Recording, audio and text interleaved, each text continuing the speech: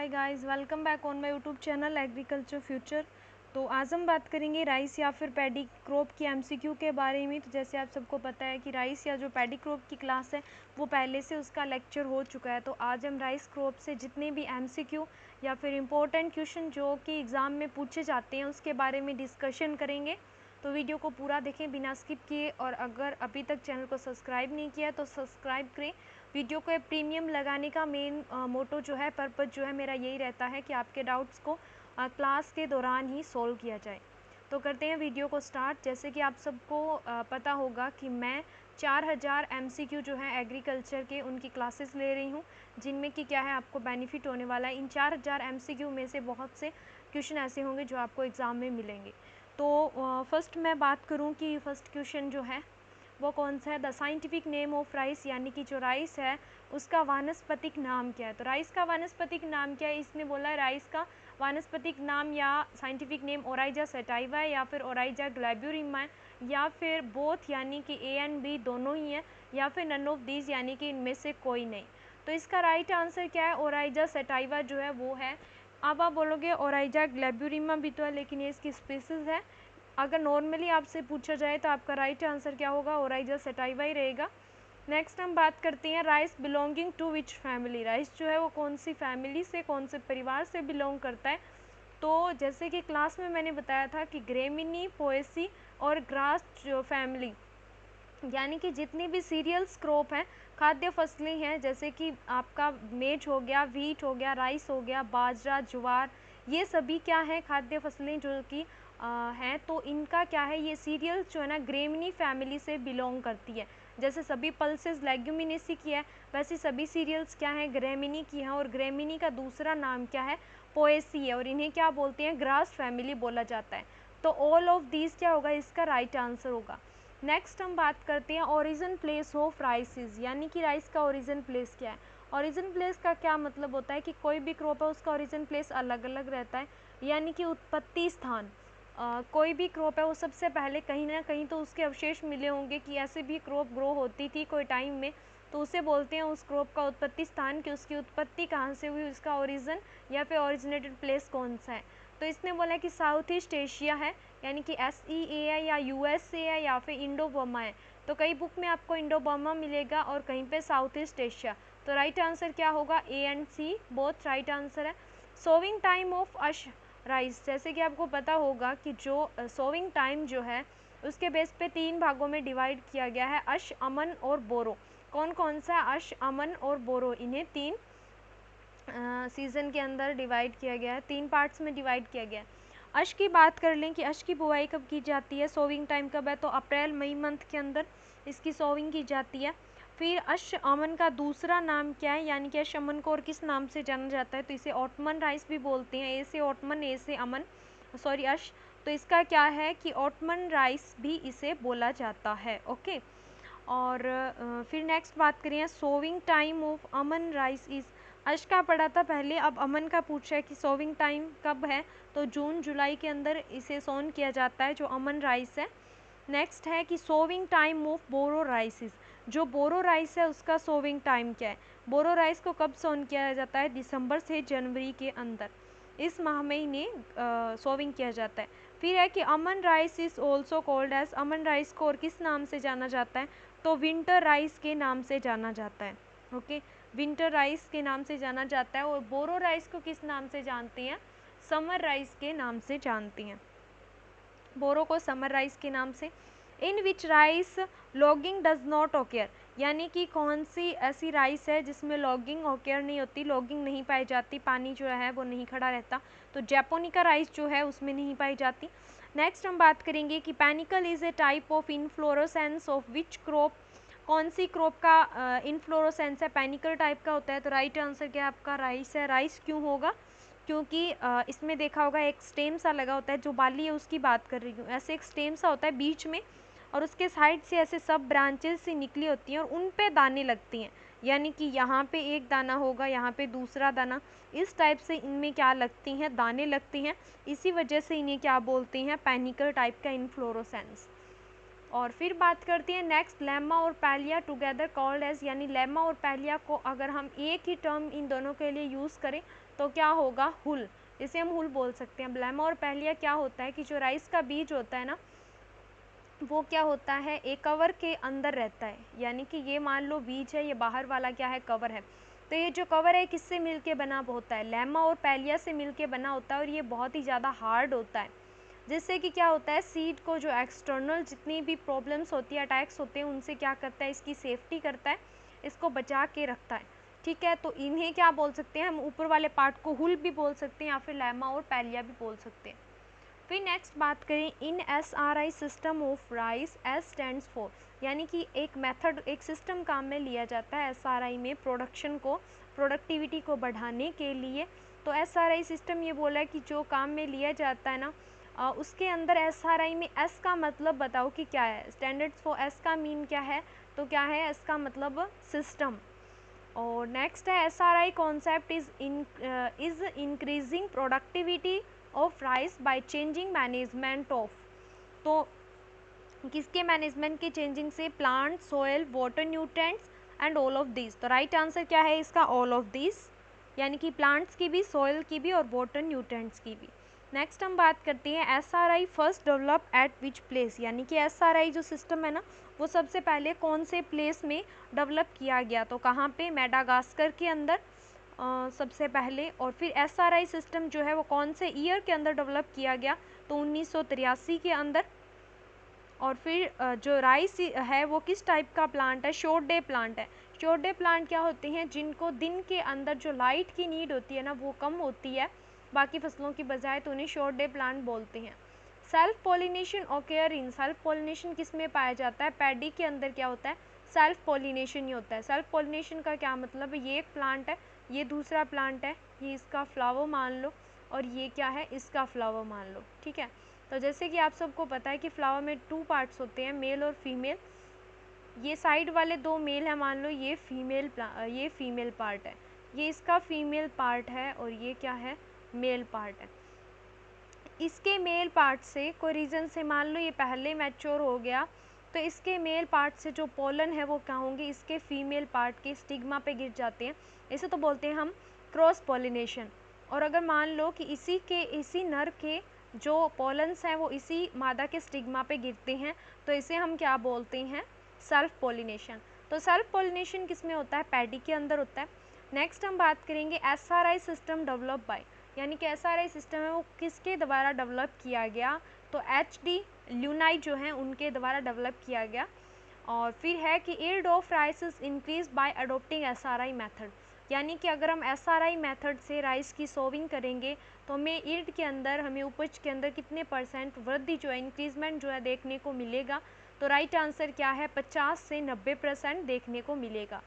फिर हम बात करते हैं test weight of basmati rice is, basmati rice का टेस्ट वेट कितना होता है, तो कितना होता है, 21 ग्राम जो है वो क्या है, बासमती राइस का टेस्ट वेट होता है 21 ग्राम। टेस्ट वेट क्या होता है, 1000 दानों का जो वजन होता है उसे बोलते हैं हम टेस्ट वेट। और एक टर्म और यूज़ में ली जाती है सीड इंडेक्स। सीड इंडेक्स का क्या मतलब होता है, 100 बीजों का वजन होता है वो होता है सीड इंडेक्स, और 1000 बीजों का जो वजन होता है उसे क्या बोलते हैं, टेस्ट वेट। यानी कि कोई भी फसल के 1000 बीजों को लिया जाता है, उसके बाद में उसके वेट को काउंट करते हैं, वज़न देखते हैं कितना है, उसे हम बोलते हैं टेस्ट वेट। तो बासमती राइस के अगर हम 1000 दानों को लेंगे और उसका वज़न देखेंगे तो 21 ग्राम होगा। नेक्स्ट है cardinal temperature of rice is, यानी कि राइस के लिए वो बेस्ट टेम्परेचर, एवरेज टेम्परेचर कौन सा है जिस पे फसल अच्छे से ग्रोथ कर सकती है, तो 30 से 32 डिग्री सेल्सियस जो है कार्डिनल टेम्परेचर है। फिर बात करते हैं हुलिंग % ऑफ राइस इज, राइस का हुलिंग % कितना है, हुलिंग % कितना है, 60 से 65% जो है वो इसका हुलिंग % है। कुछ बुक्स के अंदर 70 मेंशन होता है, कुछ में 60 से 65, लेकिन ज़्यादातर 60 से 65 ही दिया गया है इसका। उसके बाद में नेक्स्ट बात करते हैं first variety of rice is, first variety कौन सी है राइस की, NT फर्स्ट है या फिर JA है या NR8 है या फिर TN फर्स्ट है, तो कौन सी है, TR फर्स्ट जो है वो फर्स्ट वैरायटी है राइस की। TN का क्या मतलब है, TN का मतलब है थाईचुंग नेटिव, T का थाईचुंग, N का नेटिव। ओके, तो कौन सी वैरायटी है, थाईचुंग नेटिव फर्स्ट जो है राइस की पहली वैरायटी है। उसके बाद में नेक्स्ट बात करते हैं, Jagannath is the mutant variety of. Jagannath जो है वो क्या है, एक म्यूटेंट यानी कि उत्परिवर्तित वैरायटी है, यानी कि कोई वैरायटी है राइस की, उसके अंदर चेंज होने से क्या बनी है, जो जगन्नाथ वैरायटी है वो बनी है। तो म्यूटेशन क्या होता है, म्यूटेशन में क्या होता है कि कोई भी वैरायटी या फिर कोई भी चीज़ है उसके अंदर अपने आप से चेंजेस होती हैं, ओके, तो उसे बोलते हैं म्यूटेशन। अचानक से चेंजेस होना, अपने आप से चेंजेस होना, उसे बोलते हैं म्यूटेशन। यानी कि ये म्यूटेशन से बनी है जगन्नाथ। तो ये किसकी वैरायटी है, राइस की वैरायटी है जगन्नाथ जो है। फिर है कि Jagannath is the mutant variety of. Jagannath किसकी म्यूटेंट वैरायटी, यानी कि राइस की कौन सी वैरायटी के अंदर चेंजेस ला के जो जगन्नाथ वैरायटी उसे बनाया गया है। तो TN 141 जो है ना, थाईचुंग नेटिव 141 जो है उसके म्यूटेशन से, यानी उसमें चेंजेस आने से जगन्नाथ बनी है। फिर नेक्स्ट बात करते हैं, world's first high yielding variety of rice developed by. ये इम्पोर्टेंट क्वेश्चन है कि संसार की, विश्व की पहली ज़्यादा यील्ड देने वाली हाई यील्डिंग वैरायटी जो है राइस की, वो किसके द्वारा, यानी कि कहाँ पे, कौन से इंस्टीट्यूट के द्वारा डेवलप की गई। तो कौन से इंस्टीट्यूट के द्वारा, इंडियन राइस रिसर्च इंस्टीट्यूट जो है उसके द्वारा डेवलप की गई, IRRI के द्वारा डेवलप की गई। नेक्स्ट है मैक्सिमम राइस एक्सपोर्टर कंट्रीज़। जो मैक्सिमम राइस एक्सपोर्टर कंट्री हैं तो वो कौन सी हैं, राइट आंसर कौन सा होगा, इंडिया है जो सबसे ज़्यादा एक्सपोर्ट करती है राइस का, यानी कि राइस को दूसरे देशों में देती है। कौन सी कंट्री है, अपने इंडिया। नेक्स्ट हम बात करेंगे 29 नंबर क्वेश्चन की, SRI is introduce first time in India at. यानी कि SRI जो मेथड है ना, वो इंडिया के अंदर, भारत के अंदर पहली बार इंट्रोड्यूस कब हुआ, यानी पहली बार कब आई, तो कहाँ पे आई पहली बार, तमिलनाडु के अंदर आई, तमिलनाडु में ये इंट्रोड्यूस की गई। फिर बात करते हैं, which rice variety is released by private sector. यानी कि राइस की कौन सी वैरायटी है जो प्राइवेट सेक्टर के द्वारा रिलीज़ की गई, तो कौन सी है, PHB 71 जो है वो क्या है, प्राइवेट सेक्टर के द्वारा रिलीज़ की गई वैरायटी है। फिर नेक्स्ट बात करते हैं, most critical stage of rice. Rice की मोस्ट क्रिटिकल स्टेज कौन सी है, इरिगेशन के लिए पूछ रहा है। यानी कि क्रिटिकल स्टेज क्या होती है कि एक ऐसी स्टेज होती है फसल की जिस पे अगर फसल को इरिगेशन ना मिले या फिर पानी ना दिया जाए तो क्या होगा, हमें जो उत्पादन होता है, प्रोडक्शन जो हमें मिलता है, यील्ड जो हमें मिलती है, उसमें हमें नुकसान देखने को मिलता है। उसमें हमें क्या होता है कि उतनी इनकम नहीं हो पाती, उतना प्रोडक्शन नहीं मिलता हमें। तो वो कौन सी स्टेज है, टिलरिंग स्टेज है। जब टिलर्स बन रहे होंगे तब इरिगेशन देना नेसेसरी होगा, कंपलसरी होगा, इरिगेशन देनी पड़ेगी। फिर है कि फ्रूट ऑफ राइसिस, राइस के फ्रूट को क्या बोलते हैं, कैरियोप्सिस। ये मैंने ऊपर आपको बताया था कि जो बीज जो होता है राइस का वो एक कवर से ढका रहता है, जिसे हम क्या बोलते हैं, जिस कवर से वो कवर रहता है उसे हम बोलते हैं लेमा और पैलिया, जिसे हम कंबाइंड रूप से हुल बोल सकते हैं। ओके, इस बाहर वाले कवर को हम क्या बोल सकते हैं, हुल बोल सकते हैं। और ये अंदर वाले पोर्शन की बात करें तो इस बीज को हम क्या बोलते हैं, कैरियोप्सिस। तो fruit of rice is called as, तो उसे कैरियोप्सिस बोला जाता है। नेक्स्ट बात करेंगे, wildly use nitrogen fertiliser in rice. यानी कि राइस के अंदर जो फर्टिलाइज़र, नाइट्रोजन फर्टिलाइज़र यूज़ में लिया जाता है तो वो कौन सा है, अमोनियम सल्फेट जो है वो क्या है, काम में लिया जाता है। ये वीडियो लेक्चर में इसके बारे में डिटेल से बताया गया है। और उसके बाद में बात करेंगे, सॉरी 1 सेकेंड, उसके बाद में बात करेंगे white eye of rice is due to deficiency of.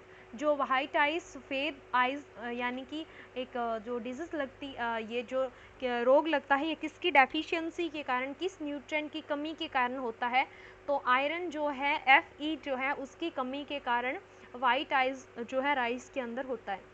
फिर है killer disease of rice. Rice की किलर डिजीज़ कौन सी है, तो कौन सी है, बैक्टीरियल ब्लाइट भी है और टुंग्रो वायरस भी है। तो राइट आंसर क्या होगा, बोथ A एंड B दोनों ही राइट आंसर है, दोनों ही किलर डिजीज़ ऑफ राइस है। ये बहुत बार पूछा जाता है।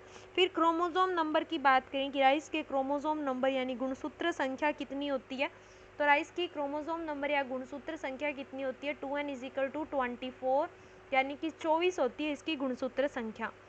फिर हम नेक्स्ट बात करेंगे, gas emitted from rice field. Rice के फील्ड से एक गैस निकलती है, वो गैस कौन सी है, CH4 मैथेन जो है वो क्या है, राइस के फील्ड से निकलती है।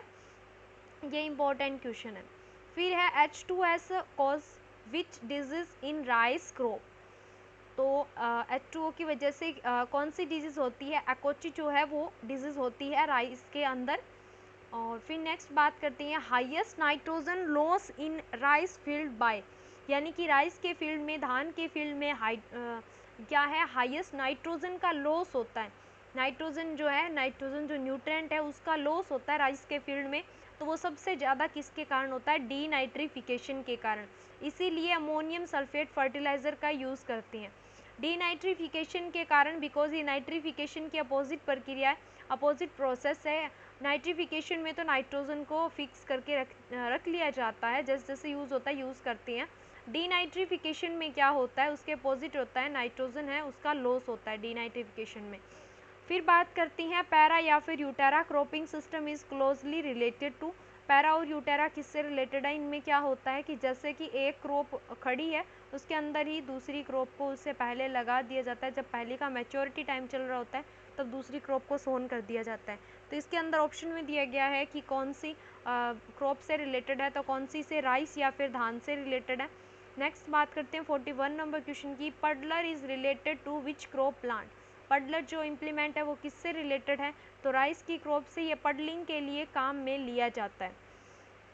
और फिर है hydrothermal treatment of rice grain before milling is termed as, यानी कि मिलिंग के बाद जो हाइड्रोथर्मल ट्रीटमेंट जो किया जाता है राइस ग्रेन के अंदर, तो उसे क्या बोलते हैं, उसे बोला जाता है पैरा बॉइलिंग। ओके,